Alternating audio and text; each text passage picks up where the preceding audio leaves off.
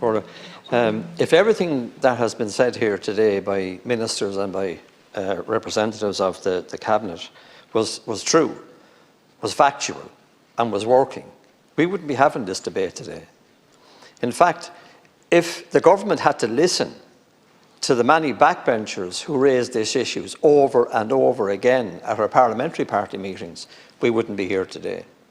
Those of us within communities that are trying to assist and help were hampered by the fact that government refused to give us the information that was required in order to build the community and the services within the community to be able to deal with the numbers that have come in.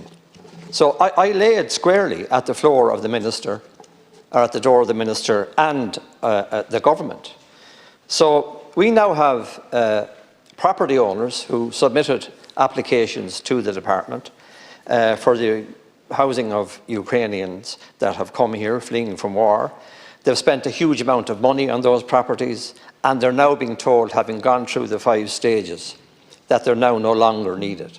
So I want to know from the department, what are you going to do about all of those property owners that you led along in this 5-stage or so process to compensate them for the money that they spent on properties that they believed they were in partnership with the department? Now, I've asked this question before at parliamentary party meetings, and the Minister has never responded. I want to know what's going to happen in relation to those property owners. A simple thing that was asked of the department was to change their website in relation to the Capuchin facility that it's now called, that it is called, to some other name, and you didn't change that either. Local government officials, executives, for example, of Kilkenny County Council, were never informed of what was happening in Kilkenny, to do with either the international protection applicants or the Ukrainian families. They have had to fight for information and continue to do so, to be informed, to provide the services, to assist those that are arriving.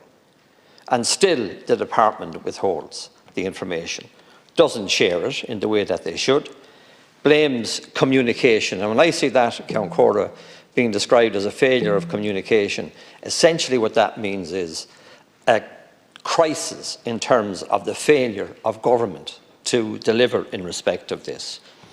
You have had children taken from schools, Minister Foley, and located elsewhere in the country overnight, simply because the contract had ended for the property that they were in. People that were working, uprooted and put elsewhere. How do you expect a local community to integrate all of these numbers if you don't put at their disposal the information that's necessary?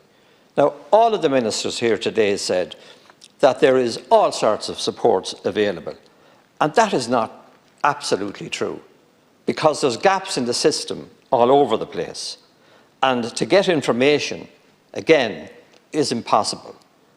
Send it to the Minister's advisor, send it to the Minister, all of the various requests, with absolutely no response.